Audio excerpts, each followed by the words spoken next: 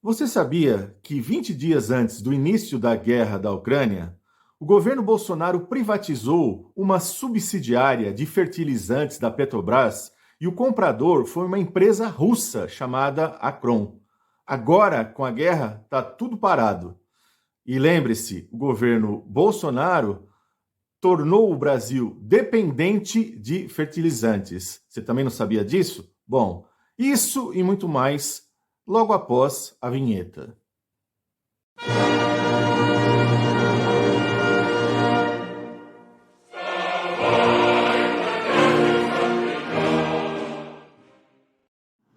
Além da empresa que o Bolsonaro vendeu no Mato Grosso do Sul para os russos, ele também fechou a Fafem do Paraná, que ele tentou na época também vender para os russos e não conseguiu, e hoje a empresa está parada. Além disso, Bolsonaro arrendou a Fafem da Bahia e a Fafem do Sergipe para a Unigel, uma multinacional. Lembrando que um contrato de arrendamento é uma espécie de aluguel onde no final o arrendatário tem a preferência de compra. Então, naquela ideia, né? Tá dando lucro, compra, não tá, devolve. Então, isso mostra como o Brasil tornou-se dependente devido ao próprio governo Bolsonaro em termos de fertilizantes. Isso sem entrar no mérito de que seria necessário realmente todos esses fertilizantes para a produção, porque o MST produz alimentos e não precisa desse tanto de fertilizantes. E no espírito de passar a boiada, o Bolsonaro quer se aproveitar dessa guerra da Ucrânia para dizer que tem que se explorar potássio lá nas terras indígenas para você obter fertilizantes. Porém, os estudos da Universidade Federal de Minas Gerais mostram que isso não tem fundamento. O Brasil importar trigo para a produção, obviamente, de pães, biscoitos, massas, isso não é novidade. Mas agora, com a guerra, o preço internacional do trigo disparou, uma vez que Rússia e Ucrânia juntas são responsáveis por mais de 30% do trigo mundial. Por outro lado, o Brasil importa muito pouco da Rússia. As importações da Rússia correspondem a apenas 0,45% das importações, ou seja, nem 0,5% o Brasil importa da Rússia. Portanto, em tese, essa guerra em nada deveria interferir nos preços dos alimentos, como massas, pães, biscoitos, no Brasil.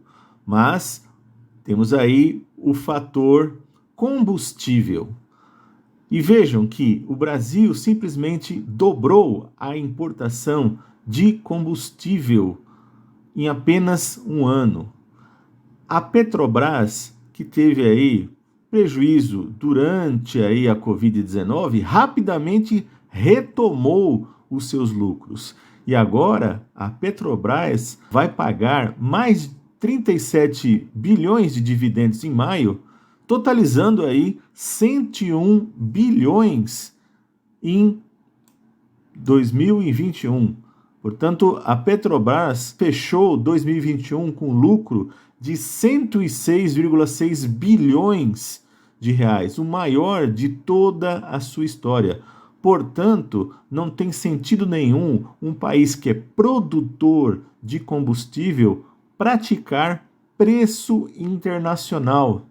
Tanto é que, vejam vocês, que agora, para encher o tanque, se gasta 25%, em média, do salário mínimo do brasileiro. E compare aí a Argentina, que acabou de fechar um pacotaço com o FMI, um país que tem dívida externa, nós não temos dívida externa. E a Argentina tem um preço de combustível muito mais barato. Claro que a grande imprensa brasileira fica aí vendendo peixe de que nós temos aí que resolver o problema que passa pelos prefeitos e governadores e tem a ver com o preço do dólar. Mas vejam que, na verdade, a produção brasileira daria praticamente para suprir o mercado nacional. Como o raciocínio é totalmente liberal, obviamente, veja aí essa informação um pouquinho antes do reajuste dos combustíveis, colocando aí que o combustível, o preço dele estava defasado. É assim que a Globo News e a Globo, a CNN, retratam o preço do combustível. Ou seja, como eles são liberais na veia, colocam que realmente tem que se corrigir o preço do combustível. E, portanto, não vem nenhum problema em sustentando acionistas que nem brasileiros são. A maioria está lá negociando nas bolsas de Nova York. Um outro item de consumo fundamental para o brasileiro é o café, que ele, veja aí, subiu mais de 50% em 12 meses. E essa notícia é antes da guerra. O café subiu ainda mais. E ali se dizia que se devia ao quê? A geadas, mas sobretudo a demanda internacional, ou seja, produção para exportação. Acelera-se a exportação de café e, obviamente, o café para o brasileiro fica muito caro. Então você soma um com o outro, café com pão, portanto tem uma variação aí e um preço absurdo. Como os combustíveis acabam afetando diretamente a inflação no país, nós estamos aqui numa situação onde a inflação simplesmente disparou.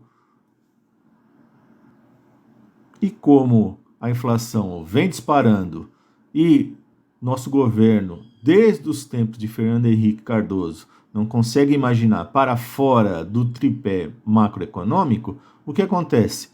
Quando aumenta a inflação, o que se faz? Se aumenta a taxa de juros para tentar controlar a inflação. Como se a inflação brasileira fosse inflação de demanda, ou seja, de procura, como se o brasileiro estivesse comprando muito. E claro, com a disparada da Selic, que vai, portanto, mostrar aí para nós a disparada dos juros, o preço do imóvel também vai ficar mais caro. Aqueles que tiverem que comprar agora vão ter que comprovar um salário maior e, obviamente, pagar uma taxa de juros maior, sem contar que vai aumentar, consequentemente, a inadimplência e a perda dos imóveis, sobretudo para os bancos privados. Consequentemente, temos aí o agravamento do endividamento familiar. Quem regula a taxa de juros é o Banco Central. Vale lembrar também que foi o próprio governo Bolsonaro que privatizou o Banco Central. Nós temos aqui um vídeo no canal mostrando todo esse processo e os seus malefícios. Pode conferir aí depois desse vídeo. Estará disponível nos cards e na própria descrição do vídeo. As consequências econômicas dessa guerra da Ucrânia para o Brasil poderiam ser bem menores do que são, na verdade, do que realmente está acontecendo agora. Vejam vocês, portanto, que o país pouco importa trigo lá da Rússia. Os fertilizantes que nós utilizamos poderiam ser nossos mesmo, produzidos aqui no Brasil, mas o governo Bolsonaro simplesmente vem entregando, fechando empresas de fertilizantes, e aí agora fica correndo atrás. E, obviamente, a inflação disparou porque o preço dos combustíveis, que é a principal mercadoria que regula todos os sistemas de preços, porque tem frete, tudo para chegar, para ser vendido, tem que chegar no local de comércio, portanto, tem que ter frete. Portanto, o combustível é essencial. Isso deveria ser sempre a prioridade número 1 de um governo, mas obviamente com Guedes, né, que se beneficia com isso, porque ele é dono do posto Ipiranga. Quanto mais reajusta os combustíveis, mais lucro a empresa dele vai ter. Porque só imaginar, raciocínio bem simples, se você tem aí um faturamento de 500 milhões e lucro de 10%, você ganha 50 milhões. Agora, se você tem um faturamento de 700 milhões, porque a gasolina foi de 5 para 7 ao longo de alguns meses, agora com 10% ganha 70. Portanto, o que era, vamos supor, há 6 meses atrás, lucro de 50, passa a ser de 70. Portanto, é um grande negócio para ele. Horas, portanto, essa guerra poderia ter consequências bem menores do que nós estamos enfrentando.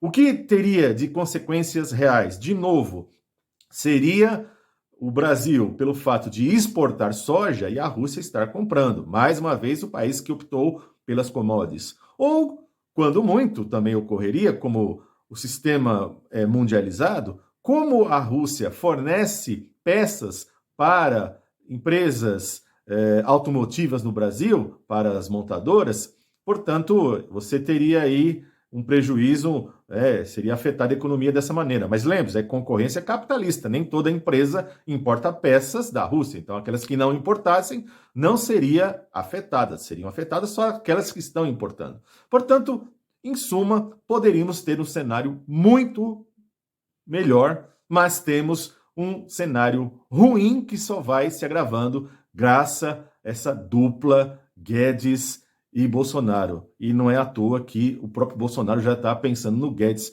para a sua reeleição. Bem, é isso. Peço aqui seu joia, compartilhe esse vídeo e a gente se vê aí nos próximos vídeos.